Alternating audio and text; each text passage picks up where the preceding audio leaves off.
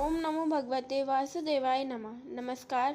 आज हम इस वीडियो में बृहस्पतिवार व्रत कथा सुनाने जा रहे हैं, जिसके सुनने मात्र से भगवान विष्णु धन धान्य सुख शांति प्रदान करते हैं। इस व्रत को करने से मन की संपूर्ण इच्छाएं पूर्ण होती हैं और महाराज बृहस्पति प्रसन्न होते हैं। धन, विद्या, पुत्र तथा मनवांछित फलों की प्राप्ति होती है। परिवार में सुख तथा शांति रहती है। इसलिए यह व्रत सब स्त्री पुरुषों के लिए सर्वश्रेष्ठ और अति फलदायक है।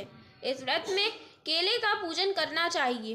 कथा और पूजन के समय मन, कर्म और वचन से शुद्ध होकर जो इच्छा हो बृहस्पति देव से प्रार्थना करनी चाहिए। उसकी इच्छाओं को बृहस्पति देव अवश्य पूरी करते हैं। ऐसा मन में दृढ़ विश्वास रखना चाहिए। तो अब सुनते हैं बृहस्पतिवार की कथा। एक समय की बात है कि भारतवर्ष में एक राजा राज करता था। वह बड़ा ही प्रतापी और दानी था। वह प्रतिदिन मंदिर में दर्शन करने जाता और ब्राह्मण और गुरु की सेवा किया करता था। उसके द्वार से कोई भी निराश होकर नहीं लौटता था तथा वह प्रत्येक गुरुवार को व्रत रखता एवं पूजन करता था। हर दिन गरीबों की सहायता करता था, परंतु यह सब बातें उसकी रानी को अच्छी नहीं लगती थीं। वह ना तो व्रत करती, ना ही किसी को एक पैसा दान में देती थी तथा राजा से भी ऐसा करने को मना करती थी। एक समय की बात है जब राजा शिकार खेलने वन को गए और घर पर रानी और दासी थी। उस समय गुरु बृहस्पति एक साधु का रूप धारण कर राजा के दरवाजे पर भिक्षा मांगने आए। रानी से भिक्षा मांगी तो वह कहने लगे कि हे साधु महाराज, मैं इस दान और पुण्य से तंग आ गई हूँ। मेरे से घर के ही कार्य समाप्त नहीं होते। इस कार्य के लिए तो पतिदेव ही बहुत हैं। अब आप इस प्रकार कृपा करें कि यह सब धन नष्ट हो जावे तथा मैं आराम से रह सकूं। साधु बोले, हे देवी, तुम तो बड़ी विचित्र हो। संतान और धन से कोई दुखी नहीं होता है, इसको सभी चाहते हैं। पापी भी पुत्र और धन की इच्छा करता है। अगर तुम्हारे पास धन अधिक है तो भूखे मनुष्यों को भोजन कराओ, प्याऊ लगवाओ, ब्राह्मणों को दान दो, धर्मशाला बनवाओ, कुआं, तालाब, बावड़ी, बाग बगीचों आदि का निर्माण कराओ तथा निर्धन मनुष्यों की कुंवारी कन्याओं का विवाह कराओ और अनेकों यज्ञ आदि धर्म करो। इस प्रकार के कर्मों से आपके कुल का और आपका नाम परलोक में सार्थक होगा एवं स्वर्ग की प्राप्ति होगी। परंतु वह रानी इन बातों से खुश ना हुई। वह बोली, हे साधु महाराज, मुझे ऐसे धन की भी आवश्यकता नहीं जिसको और मनुष्य को दान दूं तथा जिसको रखने संभालने में ही मेरा सारा समय नष्ट हो जाए। साधु महाराज ने कहा, हे देवी, तुम्हारी ऐसी इच्छा है तो ऐसा ही होगा। मैं तुम्हें जैसा बताता हूँ तुम वैसा ही करना। बृहस्पतिवार के दिन घर को गोबर से लीपना, अपने केशों को धोना, केशों को धोते समय स्नान करना, राजा से कहना कि वह हजामत बनवाए, भागजन में मांस मदिरा खाना, कपड़ा धोबी के यहाँ धुलने डालना। इस प्रकार 7 बृहस्पतिवार करने से तुम्हारा सब धन नष्ट हो जाएगा। यह कहकर वह साधु महाराज वहाँ से अंतर्ध्यान हो गए। रानी ने साधु के कहने के अनुसार वैसा ही किया। 3 बृहस्पतिवार ही बीते थे कि उसकी समस्त धन संपत्ति नष्ट हो गई और भोजन के लिए दोनों समय परिवार तरसने लगा तथा सांसारिक भोगों से दुखी रहने लगे। तब वह राजा रानी से कहने लगा, हे रानी, तुम यहाँ पर रहो, मैं दूसरे देश को जाऊँ, क्योंकि यहाँ पर मुझे सभी मनुष्य जानते हैं, इसलिए कोई कार्य भी नहीं कर सकता। देश चोरी परदेश भिक्षा के बराबर है। ऐसा कहकर राजा परदेश चला गया। वहाँ जंगल में जाता और लकड़ी काट कर लाता और शहर में बेचता। इस तरह जीवन व्यतीत करने लगा। इधर राजा के बिना रानी और दासी रहने लगी। किसी दिन भोजन मिलता और किसी दिन जल पीकर रह जाती। एक समय रानी और दासी को 7 दिन बिना भोजन के व्यतीत हो गए तो रानी ने अपनी दासी से कहा, हे दासी, यहाँ पास ही के नगर में मेरी बहन रहती है। वह बड़ी धनवान है। तू उसके पास जा और वहाँ से 5 सेर बेदर मांग कर ले आ, जिससे कुछ समय के लिए गुजर हो जाएगी।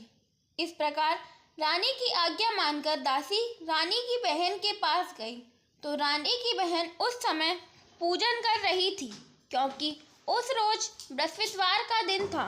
जब दासी ने रानी की बहन को देखा तब उससे बोली, हे रानी, मुझे तुम्हारी बहन ने भेजा है, मुझे 5 सेर बेदर दे दो। इस प्रकार दासी ने अनेक बार कहा, परंतु रानी ने उत्तर नहीं दिया, क्योंकि वह उस समय बृहस्पतिवार की व्रत की कथा सुन रही थी। इस प्रकार जब दासी को किसी प्रकार का उत्तर नहीं मिला तो वह बहुत दुखी हुई और क्रोधवश लौटकर अपने गांव को आ गई। रानी के पास आकर बोली, हे रानी, आपकी बहन बहुत ही धनी स्त्री है, वह छोटे लोगों से बात नहीं करती, क्योंकि मैंने उनसे कहा तो उन्होंने कोई उत्तर नहीं दिया, मैं वापस चली आई। रानी बोली, हे दासी, इसमें उसका कोई दोष नहीं है। जब बुरे दिन आते हैं तब कोई सहारा नहीं देता। अच्छे बुरे का पता विपत्ति में ही लगता है। जो ईश्वर की इच्छा होगी वही होगा। यह सब हमारे भाग्य का दोष है। इधर उस रानी की बहन ने सोचा कि मेरी बहन की दासी आई थी, परंतु मैं उससे नहीं बोली, इससे वह बहुत दुखी हुई होगी। यह सोच कथा को सुन और विष्णु भगवान का पूजन समाप्त कर वह रानी अपनी बहन के घर चल दी और आकर अपनी बहन से कहने लगी, हे बहन, मैं बृहस्पतिवार का व्रत कर रही थी जब तुम्हारी दासी आई, परंतु जब तक कथा होती है तब तक ना उठते हैं और ना बोलते हैं, इसलिए मैं ना बोली। कहो दासी, क्यों आई थी? रानी बोली, हे बहन, हमारे घर अनाज नहीं था, वैसे तुमसे कोई बात छिपी नहीं है, इस कारण मैंने दासी को तुम्हारे पास 5 सेर बेजर के लिए भेजा था। रानी की बहन बोली, बृहस्पति भगवान सबकी मनोकामना पूरी करते हैं, देखो शायद तुम्हारे घर में अनाज रखा हो। इस प्रकार का वचन जब रानी ने सुना तो घर के अंदर गई, वहां उसे एक घड़ा बेजर से भरा मिला था। तब वह रानी और बांदी बहुत खुश हुई। दासी कहने लगी, हे रानी, देखो, वैसे ही हमको भोजन नहीं मिलता तो हम रोज ही व्रत करते हैं, अगर इनसे व्रत की विधि और कथा पूछ ली जावे तो उसे हम भी किया करेंगे। तब रानी ने अपनी बहन से पूछा, हे बहन, बृहस्पतिवार के व्रत के क्या नियम है? तब रानी की बहन ने बतलाया, बृहस्पतिवार के व्रत में चने की दाल और मुनक्का से भगवान विष्णु के केले की जड़ में पूजन करें तथा दीपक जलावे, पीला भोजन करें तथा कथा सुने। इस प्रकार करने से गुरु भगवान प्रसन्न होते हैं, अन्न, पुत्र और धन देते हैं, मनोकामना पूरी करते हैं। इस प्रकार रानी और दासी दोनों ने निश्चय किया कि बृहस्पति भगवान का पूजन जरूर करेंगे। 7 रोज बार बृहस्पतिवार आया तो उन्होंने व्रत रखा। दासी गुड़शाला में जाकर चना और गुड़ बीन लाई तथा उसकी दाल से केले की जड़ तथा विष्णु भगवान का पूजन किया। अब भोजन पीला कहाँ से आए? दोनों बड़ी दुखी हुई, परंतु उन्होंने व्रत किया था, इस कारण गुरु भगवान प्रसन्न थे। 2 थालों में सुंदर पीला भोजन लेकर आए और दासी को देकर बोले, हे दासी, यह तुम्हारे और रानी के लिए भोजन है, तुम दोनों भोजन कर लेना। दासी भोजन पाकर बड़ी प्रसन्न हुई और रानी से बोली, चलो रानी जी, भोजन कर लो। रानी को इस विषय में कुछ पता नहीं था, इसलिए वह दासी से बोली, तू ही भोजन कर, क्योंकि तू हमारी व्यर्थ में हंसी उड़ाती है। दासी बोली कि एक महात्मा भोजन दे गया है। रानी कहने लगी, वह भोजन तेरे लिए दे गया है, तू ही भोजन कर। दासी ने कहा, वह महात्मा हम दोनों को 2 थाल में भोजन दे गया है, इसलिए हम और तुम दोनों ही साथ साथ भोजन करेंगे। इस प्रकार रानी और दासी ने गुरु भगवान को नमस्कार कर भोजन प्रारंभ किया। तब वे प्रत्येक बृहस्पतिवार को गुरु भगवान का व्रत और विष्णु भगवान का पूजन करने लगी। बृहस्पति भगवान की कृपा से रानी और दासी के पास धन हो गया। फिर वह इसी प्रकार आलस्य करने लगी। तब दासी बोली, देखो रानी, तुम पहले इस प्रकार आलस्य करती थी और तुम्हें धन रखने में कष्ट होता था, इस कारण सभी धन नष्ट हो गया। अब गुरु भगवान की कृपा से धन मिला है, हमें दान पुण्य करना चाहिए। दान में भूखे मनुष्यों को भोजन कराओ, प्याऊ लगवाओ, ब्राह्मणों को दान दो, कुआं, तालाब, बावड़ी आदि का निर्माण करो, मंदिर और पाठशाला बनवाकर दान दो, कुंवारी कन्याओं का विवाह कराओ, धन को शुभ कार्यों में खर्च करो, तुम्हारे कुल का यश बढ़े तथा स्वर्ग प्राप्त हो और पितृ प्रसन्न हो। तब रानी ने इसी प्रकार के कर्म करने प्रारंभ कर दिए तो काफी यश फैलने लगा। एक दिन रानी और दासी विचार करने लगी कि न जाने हमारे राजा किस देश में होंगे, उनकी कोई खोज खबर नहीं है। गुरु भगवान से उन्होंने प्रार्थना की तो एक दिन भगवान ने रात्रि में राजा के स्वप्न में कहा, हे राजन, उठो, तेरी रानी तुझको याद करती है, अपने देश को चले जाओ। राजा प्रातःकाल उठा और विचार करने लगा। स्त्री खाने और पहनने की ही जाति होती है, पर भगवान की आज्ञा मानकर वह अपने नगर को तैयार हुआ। इससे पूर्व जब राजा परदेश चला गया था तो परदेश में दुखी रहने लगा। प्रतिदिन जंगल में से लकड़ी बीनकर लाता और उन्हें शहर में बेचकर अपने दुखी जीवन को बड़ी कठिनता से व्यतीत करता था। एक दिन राजा दुखी हो अपनी पुरानी बातों को याद करके रोने लगा। तब उस जंगल में बृहस्पति देव एक साधु का रूप धारण कर आए और राजा के पास आकर बोले, हे रक्कड़हारे, तुम इस सुनसान जंगल में किस चिंता में बैठे हो, मुझको बतलाओ। यह सुनकर राजा के नेत्रों में जल भर आया और साधु की वंदना कर बोला, हे प्रभु, आप सब कुछ जानने वाले हो। इतना कहकर साधु को अपनी कहानी सुना दी। महात्मा दयालु होते हैं। वे राजा से बोले, हे राजन, तुम्हारी स्त्री ने बृहस्पति देव का अपमान किया था, जिस कारणवश तुम्हारी यह दशा हुई है। अब तुम किसी प्रकार की चिंता मत करो, भगवान तुम्हें पहले से अधिक धन देगा। देखो, तुम्हारी स्त्री ने बृहस्पतिवार का व्रत प्रारंभ कर दिया है और तुम मेरा कहना मानकर बृहस्पतिवार का व्रत करके चने की दाल व गुड़ को जल के लोटे में डालकर केले का पूजन करो, फिर कथा कहो और सुनो। भगवान तुम्हारी सारी मनोकामना को पूरा करेंगे।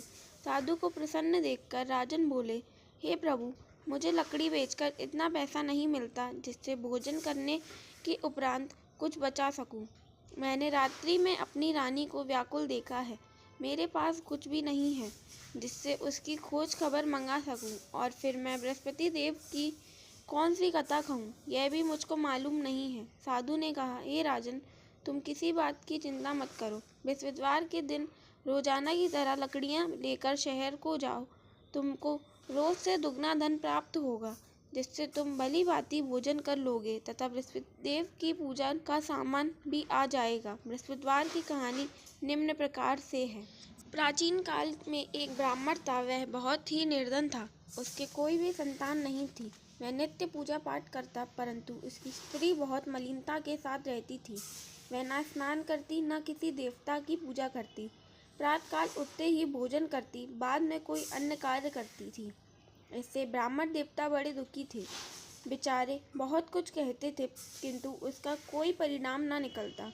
भगवान की कृपा से ब्राह्मण की स्त्री के कन्या रूपी रत्न पैदा हुआ और वह कन्या अपने पिता के घर में बड़ी होने लगी।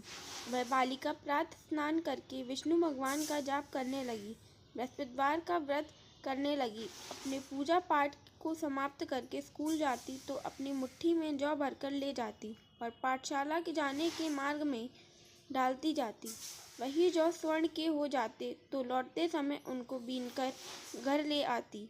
एक दिन वह बालिका सूप में सोने के जौ फटक कर साफ कर रही थी तो उसकी माँ ने देखा और कहा, हे बेटी, सोने के जौ को फटकने के लिए सोने का सूप होना चाहिए।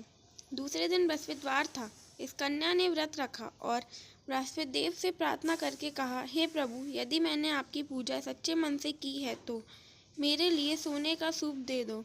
बृहस्पति देव ने उसकी प्रार्थना स्वीकार कर ली। रोजाना की तरह वह कन्या जौ फैलाती हुई स्कूल को गई और जब लौटकर जौ बीन रही थी तो बृहस्पति देव की कृपा से रास्ते में एक सोने का सूप मिला। उसे वह घर ले आई और उससे जौ साफ करने लगी, परंतु उसकी माँ का वही ढंग रहा। एक दिन की बात है, वह कन्या सोने के सूप में जौ साफ कर रही थी।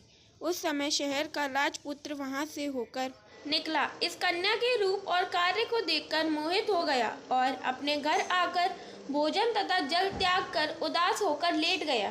राजा को इस बात का पता लगा तो अपने मंत्रियों के साथ अपने पुत्र के पास गए और बोले, हे पुत्र, तुम्हें किस बात का कष्ट है?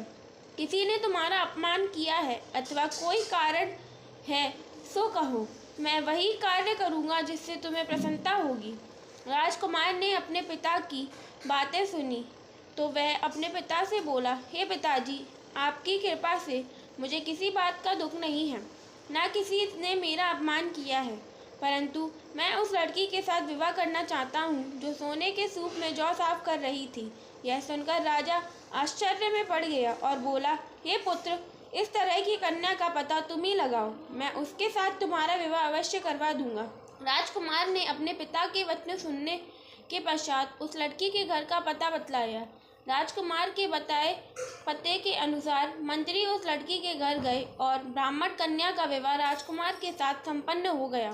कन्या के घर से जाते ही पहले की भांति उस ब्राह्मण देवता के घर में गरीबी का निवास हो गया। अब भोजन के लिए अन्न बड़ी मुश्किल से मिलता था। एक दिन दुखी होकर ब्राह्मण देवता अपनी पुत्री के पास गए।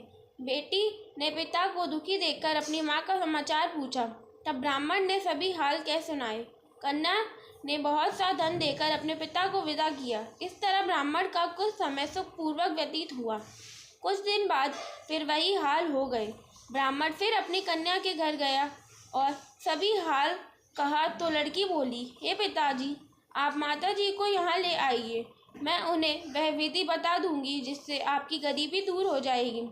वह ब्राह्मण देवता अपनी स्त्री को साथ लेकर बेटी के घर पहुंचा तो पुत्री अपनी माँ को समझाने लगी, हे माँ, तुम प्रातःकाल उठकर प्रथम स्नान आदि करके विष्णु भगवान का पूजन करो तो सब दरिद्रता दूर हो जाएगी। परंतु उसकी माँ ने उसकी एक बात नहीं मानी और प्रातःकाल उठकर अपनी पुत्री और बच्चों का जूठन खा लेती। एक दिन उसकी पुत्री को बहुत क्रोध आ गया और एक रात में कोठरी से सभी सामान निकलवा दिया और अपनी माँ को उसमें बंद कर दिया।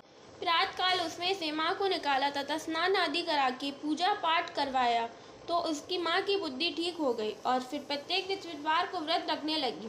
इस व्रत के प्रभाव से उसकी माँ भी बहुत ही धनवान तथा पुत्रवती हो गई और बृहस्पतिदेव जी की कृपा से स्वर्ग को प्राप्त हुई तथा वह ब्राह्मण भी सुखपूर्वक इस लोक से सुख भोगकर स्वर्ग को प्राप्त हुआ। इस तरह कहानी कहकर साधु देवता वहाँ से लोप हो गए। धीरे धीरे समय व्यतीत होने लगा। फिर बृहस्पतिवार का दिन आया तो राजा जंगल में लकड़ी काट कर किसी शहर में बेचने गया। उसे उस दिन और दिन की अपेक्षा अधिक धन मिला। राजा ने चना, गुड़ और आदि लेकर बृहस्पतिवार का व्रत किया। उस दिन से उसके सभी कलेश दूर हो गए, परंतु जब दोबारा बृहस्पतिवार आया तो वह व्रत ही करना भूल गया। इस कारण बृहस्पति भगवान नाराज हो गए। उसी दिन उस नगर के राजा ने विशाल यज्ञ का आयोजन किया तथा शहर में यह घोषणा करवा दी कि कोई भी मनुष्य अपने घर भोजन न बनावे तथा आग भी न जलावे। समस्त लोग मेरे यहाँ भोजन करने आवे। इस आज्ञा का जो पालन नहीं मानेगा उसको फांसी की सजा दी जाएगी। इस तरह की घोषणा संपूर्ण नगर में करवा दी गई। राजा की आज्ञा अनुसार शहर के सभी लोग भोजन करने गए, लेकिन लकड़हारा कुछ देर से पहुंचा, इसलिए राजा उसको अपने साथ घर ले आए और ले जाकर भोजन करा रहे थे तो रानी की दृष्टि उस खूंटी पर पड़ी जिस पर उसने अपना हार रखा था। वह वहां पर दिखाई नहीं दिया तो रानी ने हार की चोरी के अपराध में लकड़हारे को सिपाही बुलवाकर उसको जेल खाने में डलवा दिया। जब राजा जेल खाने में गया तो बहुत दुखी होकर विचार करने लगा कि ना जाने कौन से पूर्व जन्म में कर्म है जिसके कारण मुझे ऐसा दुख प्राप्त हो रहा है। फिर राजा उसी साधु को याद करने लगा जो जंगल में मिला था। उसी समय तत्काल बृहस्पति देव साधु के रूप में प्रकट हो गए और उसकी दशा को देखकर कहने लगे, अरे मूर्ख, तूने बृहस्पति देवता की कथा नहीं सुनी, इस कारण तुझे दुख प्राप्त हुआ। अब चिंता मत कर, बृहस्पतिवार के दिन जेल खाने के दरवाजे पर 4 पैसे पड़े मिलेंगे, उनसे तू बृहस्पति देव की पूजा करना, तेरे सभी कष्ट दूर हो जाएंगे। बृहस्पतिवार के दिन उसे 4 पैसे मिले। राजा ने उसी पैसे की सहायता से अपना व्रत किया और पूजन किया।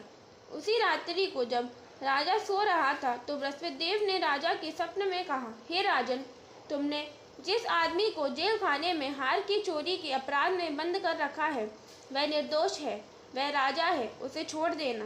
रानी का हार उसी खूंटी पर लटका हुआ है, अगर तू ऐसा नहीं करेगा तो तेरा राज्य को नष्ट कर दूंगा। राजा प्रातःकाल उठा तो रानी का हार खूंटी पर टंगा देखकर लकड़हारे को बुलवाकर क्षमा मांगी तथा राजा को योग्य सुंदर वस्त्र आभूषण देकर विदा किया। गुरुदेव की आज्ञा अनुसार राजा अपने नगर को चल दिया। राजा जब नगर के निकट पहुंचा तो उसे बड़ी ही आश्चर्य हुआ। नगर में पहले से अधिक बाग, तालाब, कुएं, मंदिर तथा बहुत सी धर्मशाला आदि बने हुए थे। राजा ने पूछा कि यह सब किसके बाग और धर्मशाला हैं। तब नगर के सब लोग कहने लगे कि यह सब रानी और दासी के हैं। तो राजा को आश्चर्य हुआ और गुस्सा भी आया। जब रानी ने यह खबर सुनी कि राजा आ रहे हैं तो उसने दासी से कहा, हे दासी, देख राजा हमको कितनी बुरी हालत में छोड़ गए थे।